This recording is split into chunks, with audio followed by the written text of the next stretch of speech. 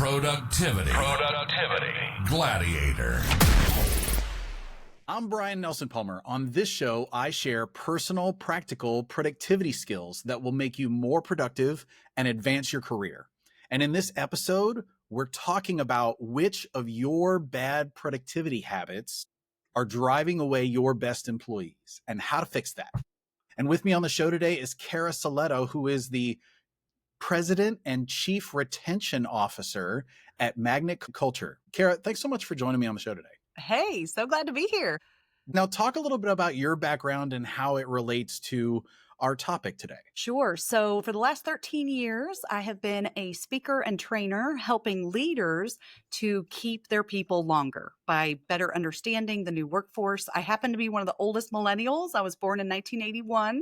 So I started the business years ago, bridging generational gaps, and then realized that the reason I was bridging generational gaps was to reduce employee turnover because folks were not understanding their managers and managers didn't understand their people. So really exciting that we get to talk today about leaders and understanding their habits and what attracts staff or what repels staff, right? That's what we talk about at Magnet Culture. And so I'm excited to kind of dive into that piece. Yeah. And, you know, there's a lot of folks who talk about employee retention. So what would you say makes you different from all the other names the other person listening might be familiar with? Yeah, sure. So, well, first of all, I like to remind people that we were talking about retention before retention was cool. So I wrote a book in 2018 called Staying Power, Why Your Employees Leave and How to Keep Them Longer. And I would say our secret sauce compared to anybody else, which there's plenty of work out there that needs to be done. And I'm glad to have a lot of friends in this space as well. But our secret sauce is that generational lens, because every class, every keynote, every workshop that we do has to look at who is today's new workforce. So, of course, now we're talking a lot about Gen Z, and I have Gen Z folks on my speaking and training team who help bridge those gaps. We just recently updated all of that generational content from the millennial mindset over to the Gen Z mindset. And even Xers and boomers and every generation in the workplace has changed their mindset about the employer-employee relationship over the last 10 years. And so when I say the new workforce, it doesn't just mean young people or brand new hires with their first job. It is also exhausted Gen Xers who have said, enough is enough. I don't want to be a workaholic anymore. And so we really have to think about what's going on around us in society and with our families and priority shifts and all of those things to truly be a great leader today, because one size no longer fits all on really communicating and understanding your folks. Yeah, let's jump in. So let's start with the connection that most leaders miss, which is which of your own productivity habits directly impact whether your best people leave or stay. What are your thoughts? Sure. So just to lay the groundwork here, I would have been an industrial engineer had I known that those existed, because you guys, I love processes more than anybody you've ever met. I want to operationalize and systemize every single thing for myself, for my team, my clients. And so just know that even though I'm a people person and talk about the softer side of leadership and HR and things like, I am very, very process driven. However, there is a balance between true productivity of the fastest way to get things done and the rinse and repeat model that you want to use to be as productive as possible throughout your day versus the individualized care that each of your employees needs. So those two things right there kind of battle each other of how can I be as efficient as possible, but still listen and still flex and adjust my approach. So that's what kind of comes to mind first is anybody who's working on their productivity or who is nailing it on the productivity side, you're probably also putting in place some bad habits of just that one size fits all. Well, here's how I do it. A, B, C, D, A, B, C, D, A, B, C, D over and over with your processes. and your approach, and you might be missing the boat because not everybody likes that ABCD approach, and that may not be the best way to communicate with certain people. I want to talk about that a little bit. So I'm a Lean Six Sigma black belt, Yes, and you and love it. me and processes, like, oh, Cara, we're going to get along. Yes. Yeah, absolutely. And one of the things that comes from the Toyota way and the process improvement lens Yes. is that standardized work is easier work. So I think separating the people part from the process part, there's almost a two-step process to level up an organization. Step one is to get better people. And a lot of organizations are good at that, and they focus entirely on that. And how do we get and keep better people? Mm-hmm. And I think there's another level that organizations miss from a productivity perspective, and that is better processes mean you can swap out the people and the work can still get done. So Sure. I think that standardized processes are laid out with an SOP and like that, the ability to take one person out so that they can go on a 2-week trip to Europe. Thank you very much. You should be able to take vacations. Yes. And Free you vacation. can leave. Yes, right. You can leave and somebody else can step in while you're gone because we've figured out the process. So when you just said that there, I was thinking, well, I don't know, man. Talk more about the people angle to that, because I feel like the processes are having that standardized work is going to be better. Yeah. No, we're totally on the same page so far. Okay. So the difference is you're talking about the process to get the job done. And I definitely think you need SOPs. You should absolutely have everything documented and checklisted and in your systems, kind of foolproof, all of those steps that a person would need to take to get the job done. But as a leader, let's shift away from just get the job done. I also need to lead my people. I need to communicate in an effective way. I need to praise them, when they do a great job and things like that. And that leadership communication, the leadership approach that we have, that is harder to systemize or to put an SOP on it, because the way we describe it is we actually created just earlier this year in 2025, created the employee retention ecosystem. And it is somewhat similar. I mean, it came from the idea of the entrepreneurial operating system. Probably many of you are familiar with EOS. We operate off of EOS at our company. So we have standard operating procedures and we audit ourselves on how we're running the business. And we have standard meeting agendas and things like that. It's a great way to run the business. And so we created this ecosystem for employee retention to also look at different areas of the business, from compensation to onboarding to leadership development planning. What kind of leadership training do you have at your company? We have put a process and an audit in place for the company to look at retention. But when it gets down to being a leader, it comes down to how do you acclimate your new people coming in and then cultivate them over time. And those are the areas that you have to really know your people and be able to flex. So if we take this ecosystem model, you think of your backyard of the worms and the trees and the squirrels, and everybody has to work together in that ecosystem for everything to flourish. And so what we have decided is that every employee is a houseplant. Think about the spectrum of houseplants out there. There are some high maintenance houseplants like orchids. They need delicate attention. They wither very easily and quickly if they're done wrong, that type of thing. And we all know we've got employees sometimes who need a little more extra tender care and those gloves. Then you've got the other end of the spectrum of houseplants, which is a houseplant that needs very little attention, like a cactus. Okay. If you've got a cactus in a pot sitting in your office, you could water that sucker maybe once a month and it's still going to be fine. So you've also got employees like that. Both of them, the orchid and the cactus, are both doing the job and need the processes to do their jobs well.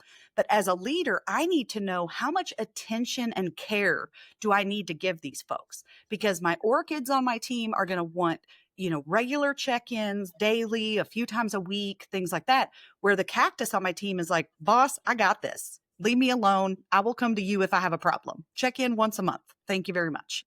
Right. And so another way that you can can somewhat put a process behind your check-ins with your people, for example, is to identify what level of care people need.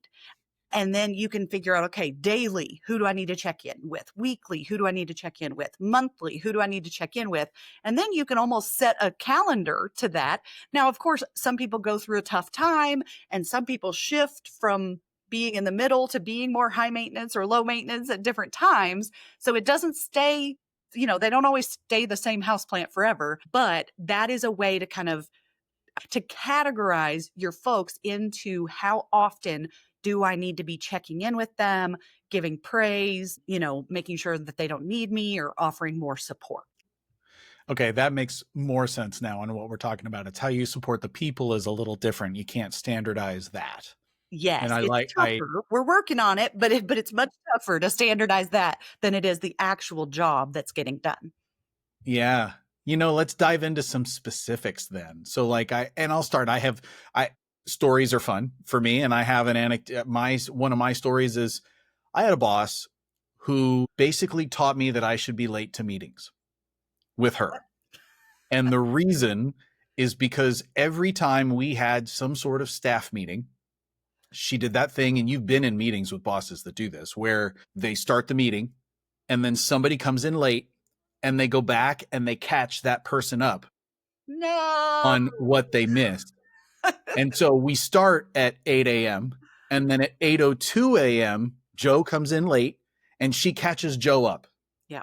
And then at 8:05 a.m., Mm-hmm. Carrie comes in later and she catches Carrie up on everything in the first 5 minutes. So what I learned from her was I needed to be the last one to walk into the meeting because otherwise she was going to waste my time. Yes. If I was on time to her meetings.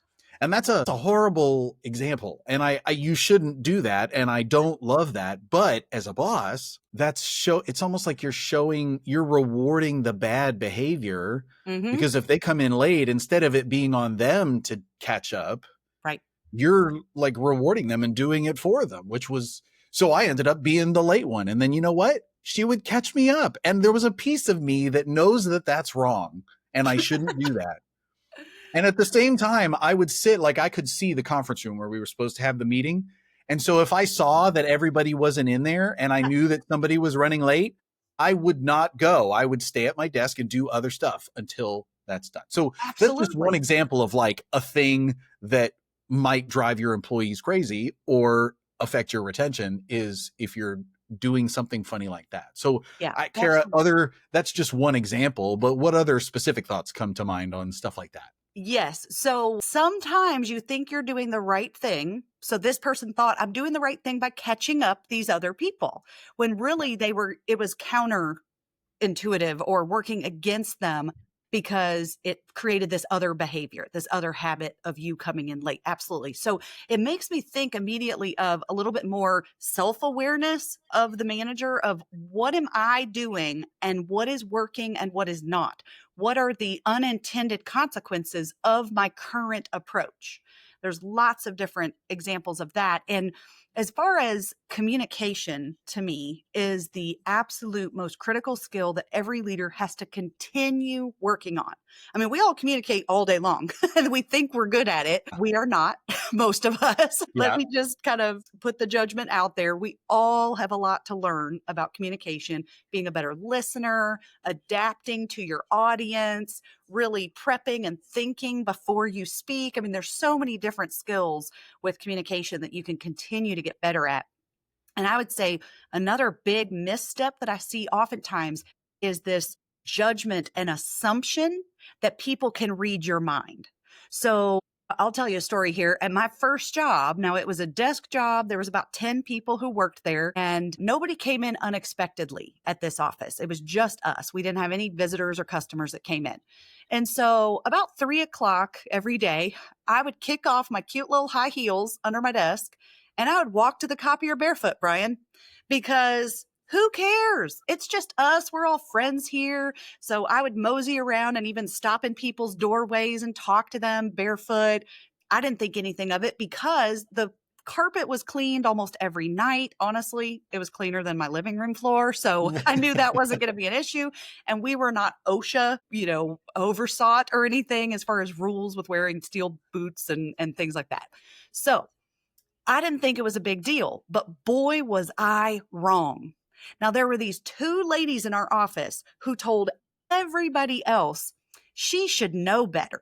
She should keep her shoes on at the office. Who doesn't know that? Come on, that's just common sense. I shouldn't have to tell her that. And these phrases of judgment, my favorite one is the common sense judgment, but these phrases of judgment happen all the time. And Brian, let me ask you a question. Who do you think they told that it was inappropriate and unprofessional? Who do you think they told that when they saw my behavior? Everybody except you. Ding, ding, ding. Exactly. Winner, winner, chicken dinner. So they told everybody else, which means they're gossiping about me. They're talking about me behind my back. And it took a peer of mine who was a few years older, kind of like a big sis in the office. She came to me and said, Cara, I got to tell you, your bare feet are distracting people from the great work that you're doing. And I see your professionalism. You're hitting deadlines. You're doing quality work. You're here on time. You're doing all these great things as a young professional, but your bare feet are ruining your reputation. And you really need to bring in some flats or don't wear heels anymore. Whatever you got to do to keep your shoes on the whole day at the office. But when I looked back, I thought, okay, that was not talked about during orientation. It was not in the handbook that we had to keep our shoes on.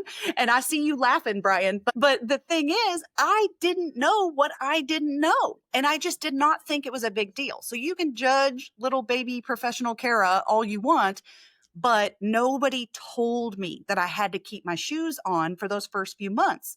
So what do you think I did then after Tammy came and told me about the expectation, this unwritten expectation? I kept my shoes on. I changed my behavior. I did what they expected. I met those unwritten rules that they had put upon me. And so I think another big piece of the puzzle is this judgment and a lack of communicating the expectations, particularly the unwritten expectations. So when people miss the mark and you think to yourself, she should know better, or I can't believe he did that. Who does that? That's just common sense.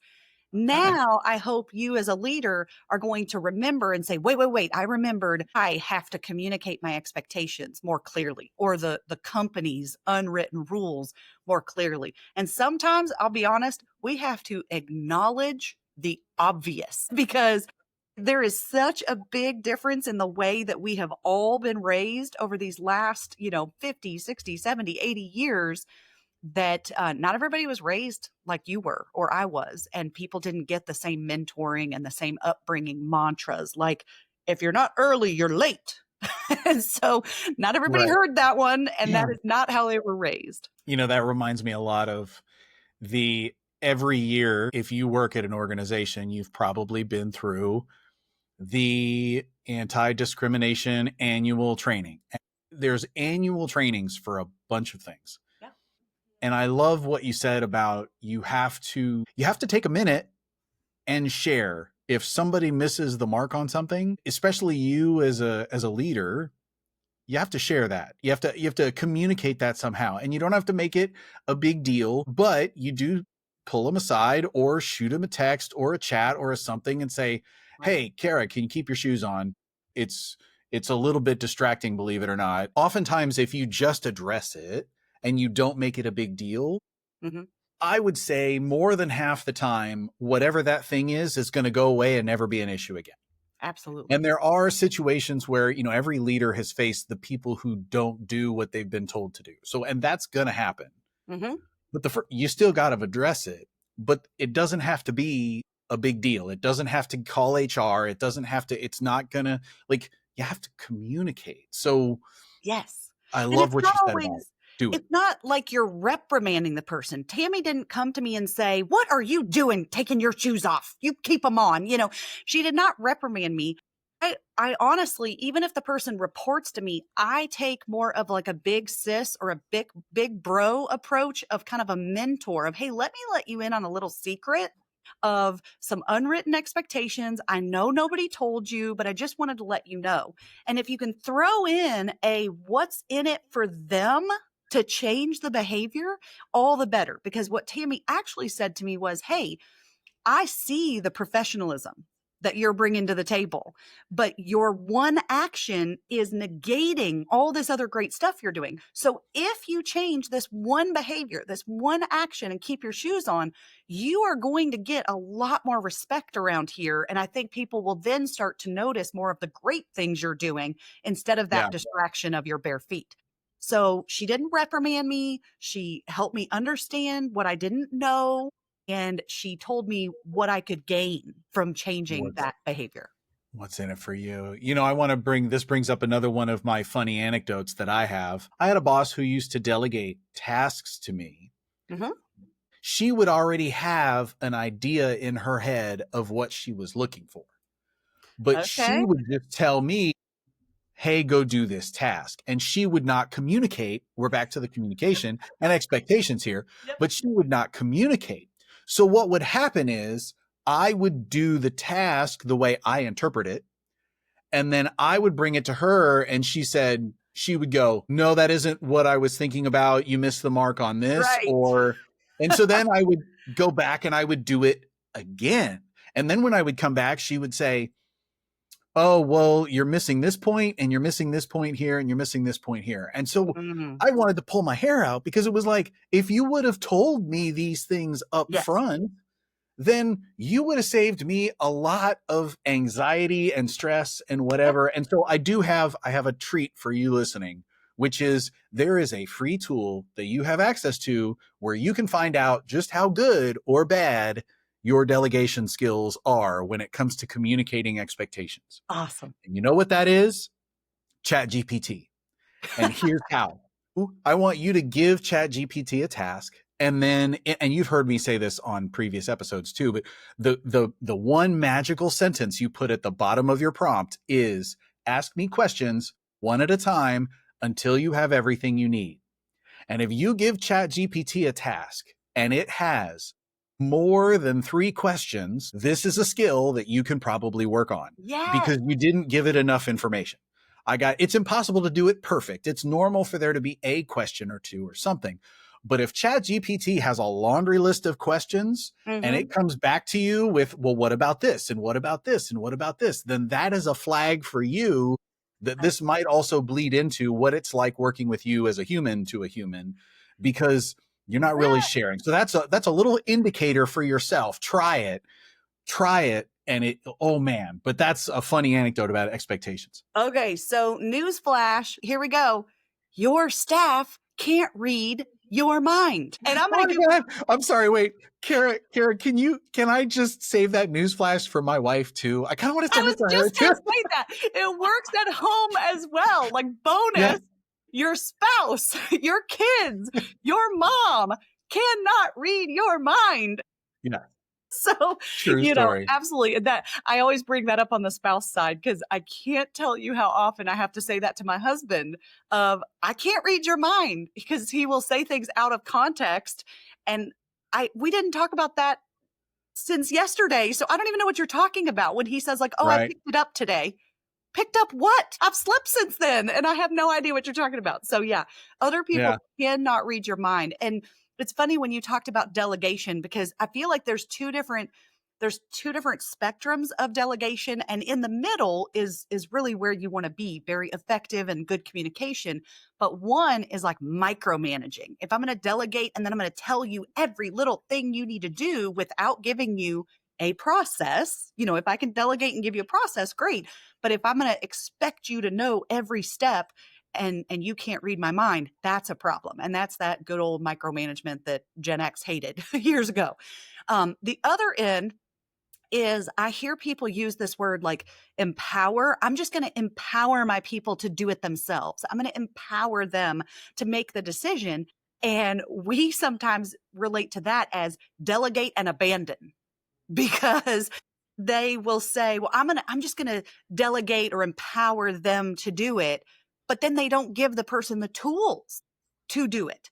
So then they're mad that it was done wrong or that it wasn't done the way they wanted it to be. And they didn't step in to micromanage and say, now do this, now do this, now do this, now do this. So be really careful about the way that you are delegating, because it can kind of go wrong in either direction. Too much communication, too little communication. And having processes in place is great for any steps or repeatable processes and procedures when possible.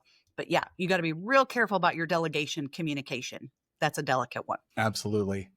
Cara, I've got another anecdote I want to ask you about because I'm conflicted on this one. Okay. I had a boss that used to drive me bananas because he would never answer the dang question. You might have had a supervisor like this where you come to them and they say, well, what do you think? Mm-hmm. And then you would tell them what you think. And then they're like, well, did you think about this? Well, what else could you do? And at some point, I'm just looking for you to tell me what to do. Like, please, just say that I came with a question. I'm looking for an answer. Yes. And on the reason I'm conflicted on this is that I used to be very clear that you should answer the dang question. Mm-hmm. And then I learned that there are also employees who are too lazy to look it up themselves. And they would rather ask you the question than go find the answer. So I had to modify my answer the dang question advice a little bit and say, okay, ask them their thoughts first and what they did to try to find the answer. And if they didn't do anything, then cut off the laziness and say, go find it. Like, give it a try first and then come back to me if you can, and I might be able to help. But at the same time, as a leader, you should absolutely empower your people. You need to care about what they think. So I think that's important from a retention perspective. They are a smart person. You should treat them that way. So don't tell them that they're stupid or tell them that they didn't do it or tell them they did it wrong. After they've given you their thoughts, you're allowed to disagree. You're allowed to send them in another direction, but also answer the question. Don't just do that thing where you're leaving them like, no, keep floundering, and eventually you'll get there. You're not helping with that. Absolutely. Okay, so I'm going to sound like a broken record because as a leader, you got to understand there's a spectrum, okay?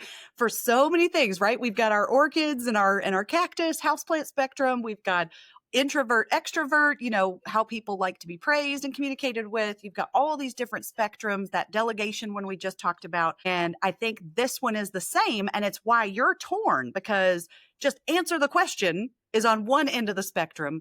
But the problem is if a leader only does that when their people come and ask them a question and they answer it, then they're not building their team's critical thinking skills, which is where I heard you going here. You said lazy, right? Which is like, look it up yourself, figure it out yourself. Or independence. Let's call it independence. I want to build their independence. But then at the other end of the spectrum was this boss that drove you nutso because he said, well, what do you think? What do you think? What would be your answer? And constantly trying to get you to think of that. So again, there's a spectrum here. You have to be self-aware enough to know where you fall as a leader and a communicator on that spectrum. But let me share this story with you. This is one of our kind of secret sauce generational background lens stories. So we all know what a latchkey kid is. And in the 70s in particular, and going into the 80s, a lot of Gen Xers, they were latchkey kids, which was when we literally latch a key to your backpack or around your neck. And the moms went to work once those kiddos were of school age, where the baby boomer moms had mostly stayed at home. The Gen X kids, their parents, when they got to school, they went to work. What changed in our society is that 3:30 to 5 or 6 o'clock after school, these latchkey kids came home by themselves. And when I do workshops, I have people tell me that at 7, 8, 9 years old, they were coming home to an empty house with the list of chores on the kitchen table, the don't burn down the house making a snack on the stove, get your own homework done, even though you don't have Google, just figure it out on your own and stay on the block, right? If you ride your bike or whatever, like don't go too far. Yeah. Although some Gen Xers, they went as far as they wanted, which was fine. So here's what happened. In the 1980s, everything changed in our society as far as our parenting model because we shifted over to this mantra of stranger danger. And that changed from the 70s to the early 90s because in the 80s, we had all these TV shows like America's Most Wanted. They've done these heinous crimes and they're still on the loose. They might come to your small town next. They scared the bejeepers out of all these parents. And there was, I could list more and more crime shows. There was also 24-hour news network, which we had never had access to hear about the little 6-year-old in Maryland who got kidnapped out of her own front yard. That made the news because there was more 24-hour news network time and all of that. So by the 1990s, all these after-school care programs had popped up, even funding for that, and people kind of normalized, oh, you can't let your kids stay at home, at least until they're 12 or 14, that kind of thing. So why am I telling you about latchkey kids? Because they were the independent, critical thinking Gen Xers who came into the work world and said, I got this, boss. I can figure this out. I don't need onboarding. And we switched a lot of companies over to like sink or swim onboarding model. They'll figure it out. Just give them the computer, put them on the line, whatever the job was. And so then when you had the millennials come into the work world who were raised in the 80s and 90s, who were not as young of latchkey kids, we did not get that young, critical thinking, problem solving experience at 8, 10, 12 years old, like the people who came before us. And so we came into the work world saying, what? How do I do that? Where do I find that?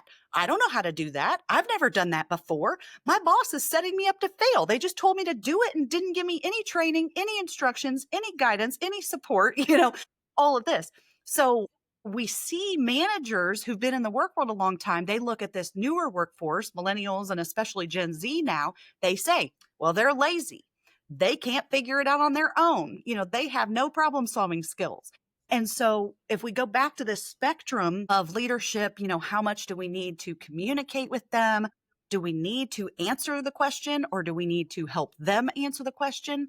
I would say it depends on that person's ability to think critically. Do they understand the resources available to them? Have they already tried to look it up and they just need the answer because they're coming to you for a reason and it is not to help them think more critically?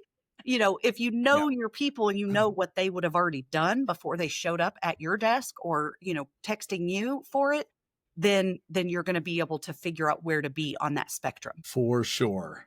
I love the point that you continue to make here, which is it is not a one size fits all. You got to have a million different options either. Really, you're going to have 2, maybe 3 approaches in the way that you deal with people. That's a super powerful skill that we're talking about, Cara. So I love that. And I want to go on to, let's talk about time management for a second, because I think from a time management perspective, one of the 4 signature sessions that I do at conferences and at organizations all the time is the name of my session is This Meeting Could Have Been an Email. And nice. That's one that topic is so relevant right now. And especially with after COVID doing even more Teams meetings and all that kind of stuff, meetings are not, if it could have been an email, that was a waste of a meeting and that kind of stuff. And that's like the tip of the iceberg on the time management stuff. So from your lens, I'm curious, what's your thoughts on what are the mistakes that managers make with time management that drive their people away? Okay, so big shocker. One size doesn't fit all. We're going to make that just the new title of this podcast today because you have to understand not only like what could be an email versus what could be a meeting, but do your people like to collaborate more? And are they external processors of let's brainstorm this together, let's think about it together? Or are they more introverted and internal processors of shoot me the email, let me think about it on my own time, and I will get back to you? Because I made the mistake. My whole team is remote across the country. We've been on Zoom, for 10 years doing virtual work. Yeah. And I made the mistake of, because I am an extrovert and an external processor, I would schedule a brainstorming meeting and think that everybody would show up and then we'd all think out loud and work together. And my introverted team members were like, could you give me the agenda before I show up? Like, could you tell me what the questions are that we're going to be discussing or brainstorming? Because I have to think on my own and bring it to the meeting. I can't just, think on the fly. And so sometimes we schedule a meeting that half of the people are thrilled and like collaborative, and this was a great productive meeting. And the other people were like, they just brainstormed and decided everything and didn't even give me time to think about it. And we were thinking, we just gave you an hour to think about it. We've been sitting in here thinking about it for 60 minutes. And so if you know your people, how they process information, what their preferences are, every time I hire a new person, one of my onboarding checklist items, which is a really great thing to do, every manager should have their own little checklist of unwritten expectations. One of mine is to talk about communication preferences. And I tell them I like chat messages for this reason, a quick question or something like that. I like email if it's something I need to be able to reference later, or if it's longer, detailed information. I want a phone call or a Zoom call if we need to talk through something, or it's emotional or nuanced or whatever. And so we walk through what all the different preferences are of the different communication channels. I tell them my preferences and I ask them for their preferences. And that way I know a little more about them. And we even made a get to know you sheet, which if you go to magnetvault.com, that is our hidden treasure trove of all kinds of downloadable tools and templates for managers. And one of those tools in there is a get to know you sheet, because it asks, how do you like to be praised for good work? How do you want to prefer communication? And it has different questions like that will help you understand each individual on your team and then be able to flex your style. And then you can maybe have a more effective meeting if you send the email beforehand with, these are the questions we're going to talk about. If you want to think about them beforehand, then you bring everybody together and the brainstorming happens more effectively with everybody involved. For sure. And I'm going to yes and you there, because I did an episode not long ago where we talked about a team communication protocol, which is something that's super powerful for all of these different channels that you have and how to use them. And so I'll make sure that in the links, in your links to this episode, you'll get the Magnet Vault. That's a very cool resource. Awesome. And I'm also going to include in here, in those links, I wrote up a blog and I did a template of a team communication protocol that you can use as here's how this works. And there's a blog post that explains it. But so either one of those, I love that we're basically driving at the same thing from two different perspectives, which is, let's talk about what are the best ways to communicate among us. And that's a really powerful point. I like that, Cara. Mm-hmm. Okay, let's talk about, I got one more for you. Can we talk about reliability? You need to be able to count on managers. So for you listening, my question is, do you have a system where you know that if an employee comes to you, you're going to capture whatever that employee needs in this system, whether it's a to-do list or a notes or something like that? Mm-hmm. Do you have a system for that? Because you'd be surprised at how many people don't have a system for that. And I can honestly tell you, some of the best bosses that I've had, one of their attributes was that if I came to them because I needed something, I did not have to remind them about that something. Yes. Like they came through on whatever that is. So it's the reliability and accountability as a leader. Mm-hmm. That's a super important skill. So for yourself, if you don't already have a system that you have high confidence in, you'll know this because I can tell you, if your employees have come to you to follow up about something that they asked you about, that means that you don't have that. That's a sign for yourself that maybe my system needs a tune-up, because if they have to follow up with you, then you missed it. And that's something that would be really frustrating for them. That's just one example. Cara, what are your thoughts on reliability and accountability? Absolutely. Okay. This is another one, like communication. We could all improve. We could all improve because we do not have a perfect memory. And I remember in college, I was a hostess at a nice steakhouse, and people said, "Why aren't you a server?" And I said, because if somebody asks me to go get ketchup and I turn around and someone else asks me, "How was your weekend?" There is no chance I will remember the ketchup. I just knew True that my story. brain was not wired to remember that ketchup. So going into the business world, my mom, she would get so mad at me growing up that I always forgot to do my chores, that she would say, take out the trash or clean your room. And she had to tell me 3 times.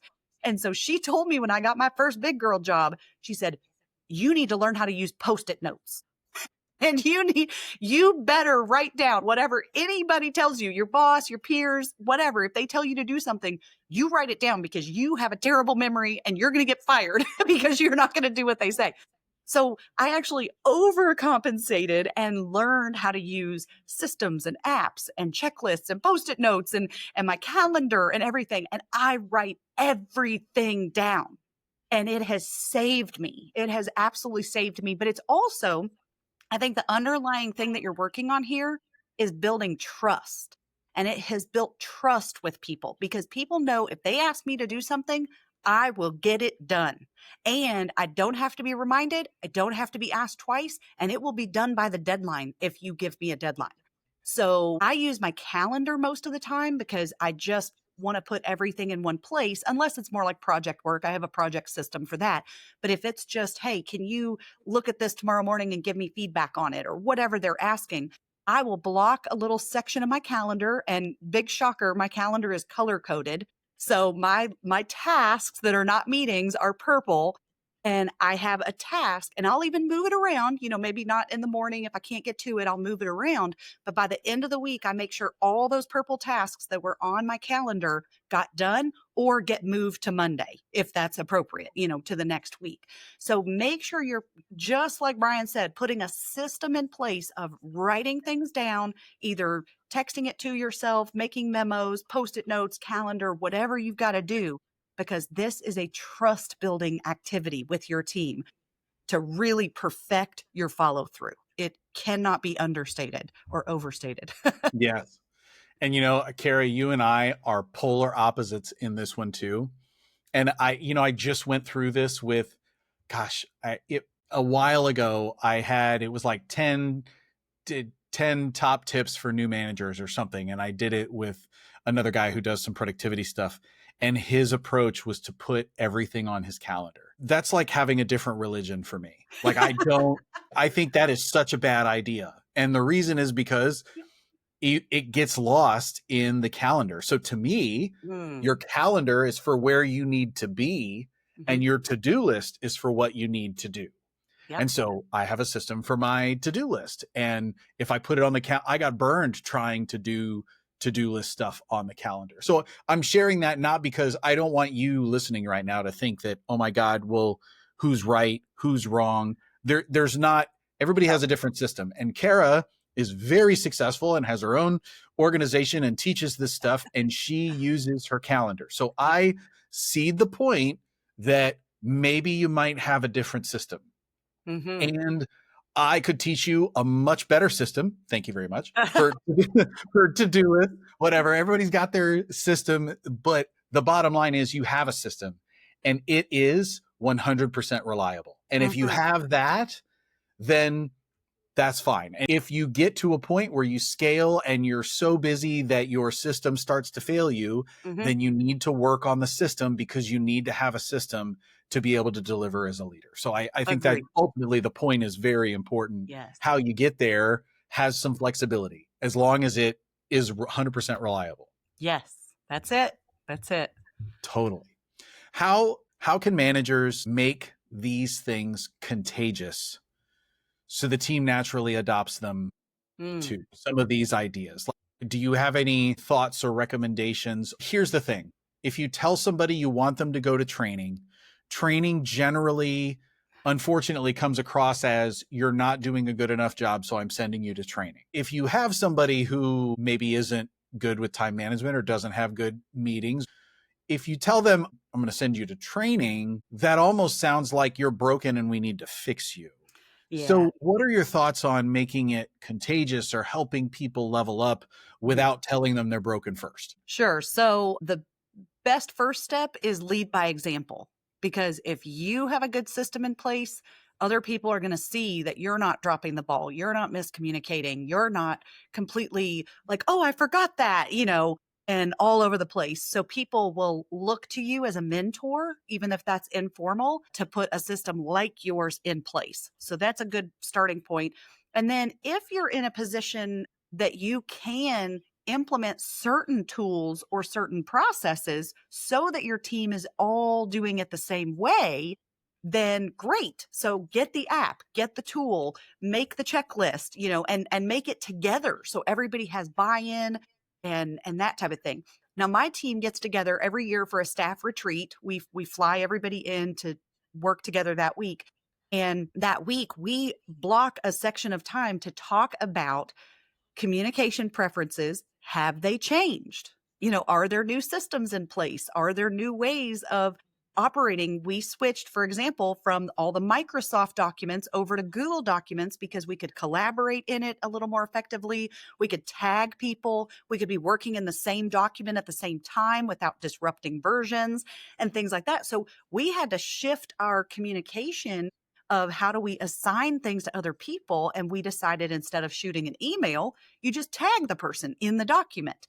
And so every year we talk about, what do you guys like about this? What do you not? And when a new person comes on our team, not only do we get them up to speed on our standard best practices or preferred practices, but we ask them, hey, you've got fresh eyes here. If you see something we're doing and you think it's actually not as efficient as it could be, especially with AI coming to the table now, then we say, hey, let us know. And that was actually our latest employee that we hired 18 months ago or so. She's the reason we switched to the Google Docs, because she was the one who taught us about being able to tag and do assignments within the documents. So if you value a new, fresh pair of eyes on your team, you can actually learn from what they did at their last job or what they've learned.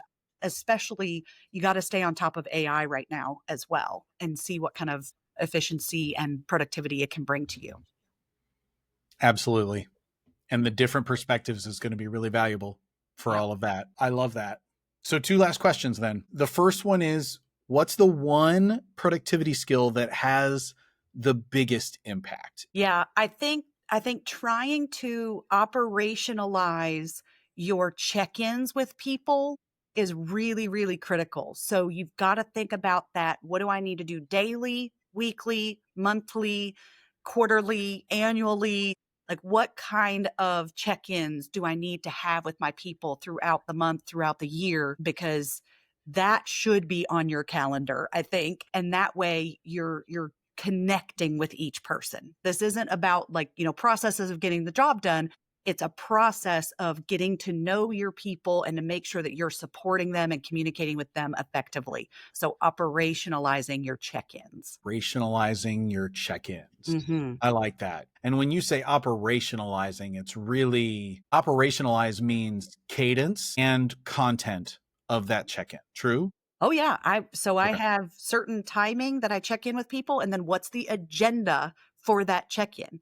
If it's the annual check-in, more performance review type of conversation, which is a whole other hour. But yeah, is it that, or is it just a supportive check-in? Like, hey, do you need anything from me? Because those should be a lot more often than a performance discussion and things. So yes, thinking about the cadence and frequency, and then what should those agendas look like of what are we covering in those check-ins? And can I tell a sneak peek here? I want you to self-think for a second. If your one-on-one calendar events do not have an agenda in the calendar event, there's your homework right there. What's that? Because oftentimes I can't tell you how many, working in organizations, I can't tell you how many calendar events come through and it just has a title and there's no agenda. No context either.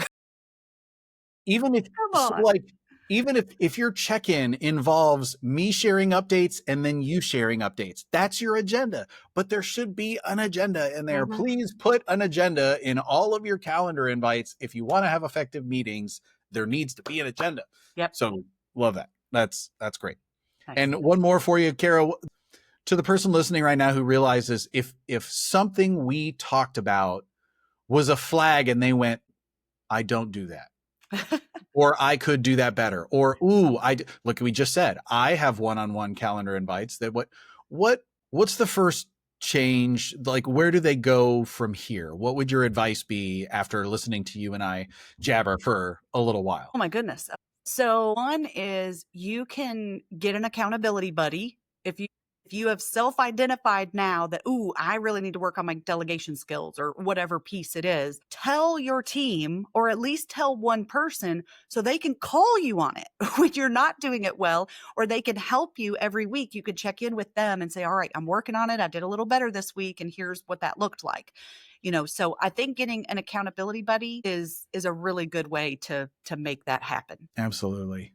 Well, Cara, here's what I love. You've built an organization and you're dedicated to retention, because that is such a valuable, in today's day and age right now, the headlines are talking about how AI is taking your job and how, then there's layoffs happening over here. And so there is sort of an innate fear around in the news and in the media about all the bad things happening out there. And I love that your focus is around retention and keeping people. Good people are the basis for great organizations. And so keeping good people around, finding them and keeping them, is a skill that every leader needs and every organization needs. And I love that you've just sort of committed, you're all in on this. And I really appreciate you taking the time to chat with us about some of that, because that's great. Yeah, we love what we do. So thanks for letting us share the message. And for folks who want to keep in touch with you, what's the best way? What do you recommend? Oh yeah, I'm the only Cara Silletto on LinkedIn, and it's Cara with a C. And Silletto is not stiletto, which I get all the time, but it's very close. So if you Google Cara Silletto, you'll still find me. Got it. So find her on LinkedIn to keep in touch. Or of course, I'll drop the links to her organization there too. She's got websites for the organization and for her as well. So I'll make sure if you want her to come and speak or whatever it is, you'll have those links in your episode notes. And for you tuning in, think about someone in your life who struggles with this: productivity, retention, keeping people, they're driving people away, that kind of stuff. Maybe it's a colleague or a friend. Who's the person? I'm sure you listening, somebody came to mind. There was a person that popped in your head. And if you would share the link to this episode specifically with them, I know that Cara and I would love to know that our conversation today not only helped you, but someone who you know that needed to hear this. And we would love to be your excuse to reconnect with that person if you haven't talked with them in a long time. Absolutely. And if you want more productivity insights beyond just the podcast, my email subscribers get access to everything that I create. So come join the email list if you haven't already. And I love sharing Productivity Gladiator with you, because together, these productivity skills are going to change your life. That's a wrap.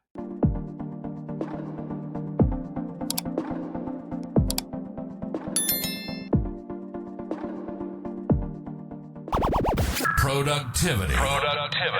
Gladiator.